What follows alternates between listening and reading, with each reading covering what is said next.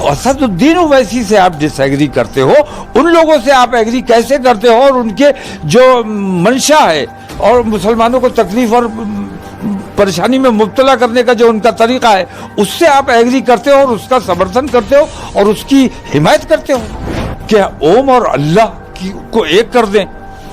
ये सद्भावना नहीं है, ये खिलाफ इस्लाम बात है। और जो ये बात करता है वो दायरे इस्लाम से खुद ब खुद खारिज हो गया, उसे करने की जरूरत ही नहीं है। कि आपने आरएसएस वालों से, भारतीय जनता पार्टी वालों से, अपने उन दोस्तों से जाके उन मुसलमानों की जिन्हें डिटेंशन सेंटर में जबरदस्ती डाल दिया गया, उनकी हिमायत में कोई बात की?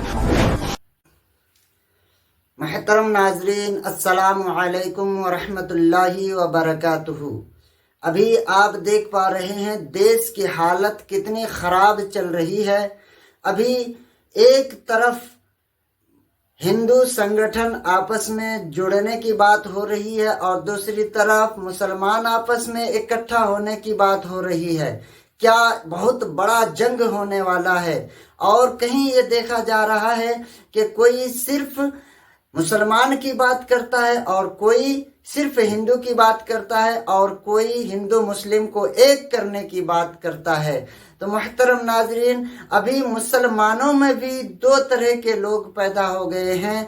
एक अवैसी साहब के खिलाफ हो गए हैं और एक अवैसी साहब के सपोर्ट में हैं। अभी फिलहाल जो बयान दिया गया है, अभी महमूद मदनी साहब ने जो बयान दिया है, उससे काफ़ी लोग महमूद मदनी के खिलाफ में आ गए हैं और काफ़ी लोग महमूद मदनी के सपोर्ट भी कर रहे हैं।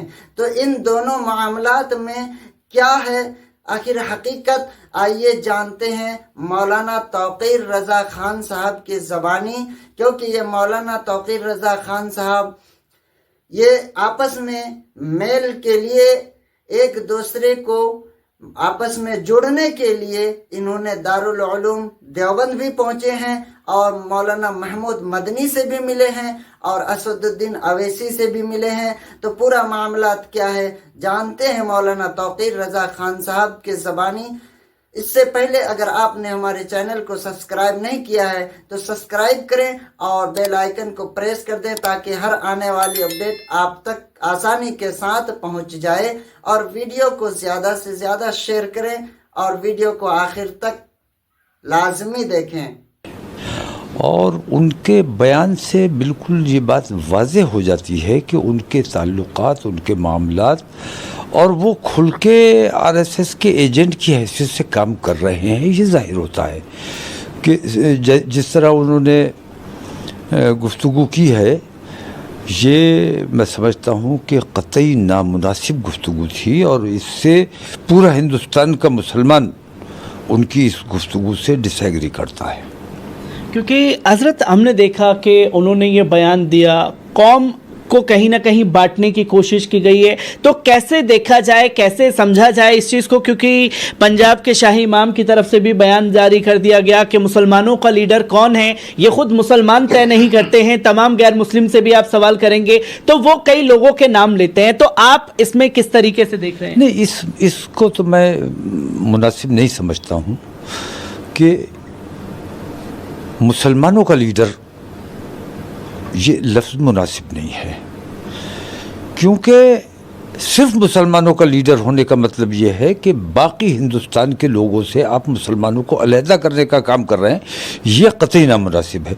जो भी सियासत कर रहा है, मैं कहता हूँ, जैसे मैं भी असदुद्दीन ओवैसी के साथ खड़ा होने को तैयार हूँ, महमूद मदनी भी खड़े हो जाएंगे, मुझे यकीन है अगर वक्त आएगा खड़े हो जाएंगे। लेकिन अगर तमाम लोग मुत्तहिद होकर उनके साथ खड़े हो जाएं तो फिर हम हैं कहाँ, क्या कर सकेंगे? और क्या हम हुकूमत बनने की पोजीशन में आ जाएंगे या हम कोई बड़ी पार्टी बनने की पोजीशन में आ जाएंगे?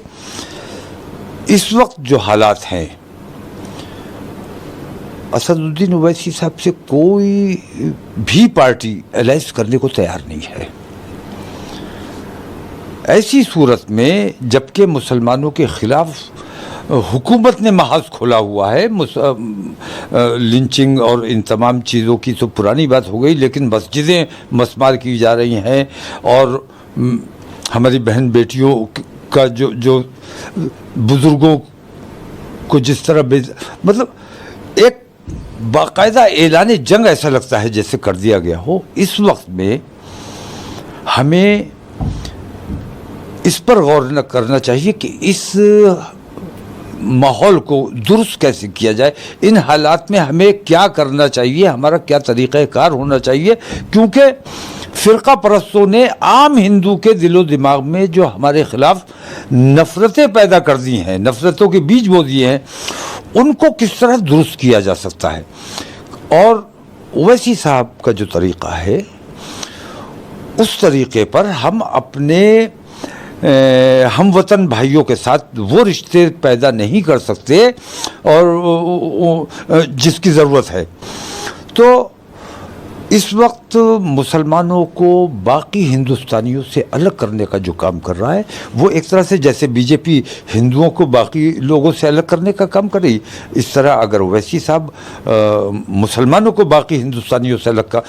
اس وقت سب سے بڑی ہماری ضرورت یہ ہے اور ہمارا یہ کام ہونا چاہیے کہ مسلمانوں کو مجتمع ہونا چاہیے, متحد ہونا چاہیے اور اپنا اخلاق, اپنا طریقہ, اپنی زبان درست کرنی چاہیے اور ہم وطن بھائیوں کے ساتھ ہمیں اپنے رشتے بہتر بنانے کی کوشش کرنی چاہیے.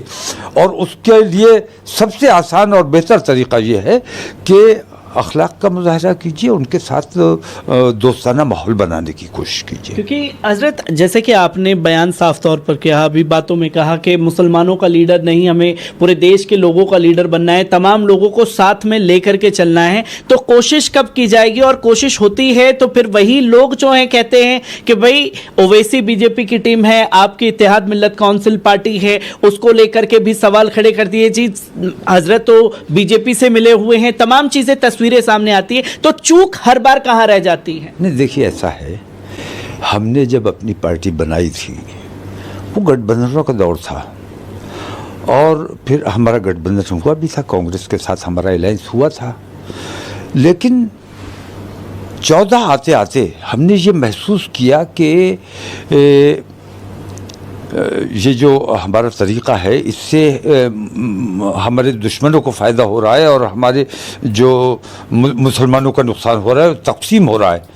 تو ہم نے اس تقسیم کو روکنے کے لیے اپنی پارٹی کو سرنڈر کیا.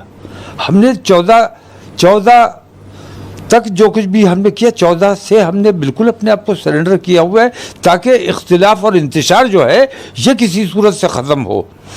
اور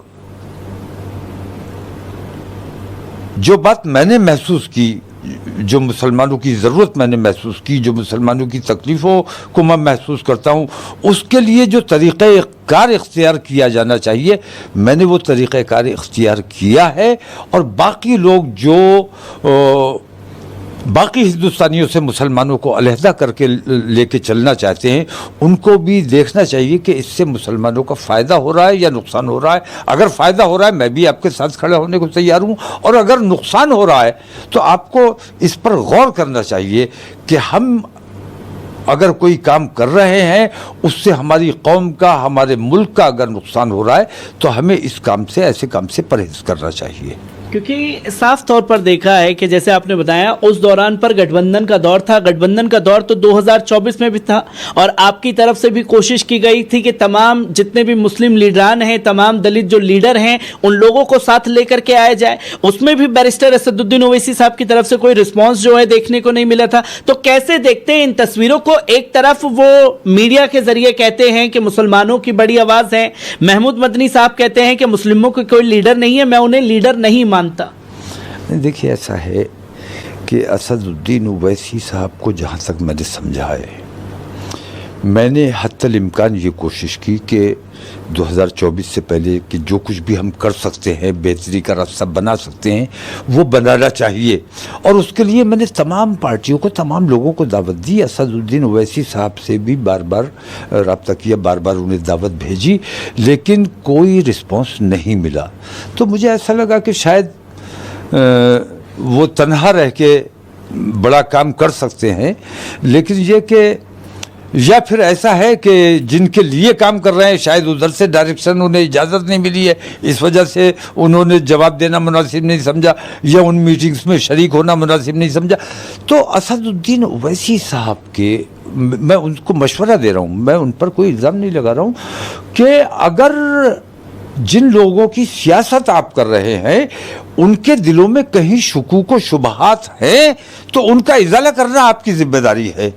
अगर मुसलमानों की हमदर्दी आपके दिल में है तो उसके दिल में जो शुबहात हैं, मैंने तो अपनी पार्टी को सरेंडर किया, मैंने अपना अमल दिखा दिया और मैं मुसलमानों में इत्तेहाद चाहता हूँ। यह मैंने सबूत देवबंद से इत्तेहाद की बात करके मैंने सबूत पेश कर दिया। मैंने कहा कि मसलक में किसी किस्म का कोई इत्तेहाद नहीं हो सकता, लेकिन बनामे मुस्लिम और ऐसे मुसलमान समझे जाने वाले तमाम लोगों को मुत्तहिद होना चाहिए।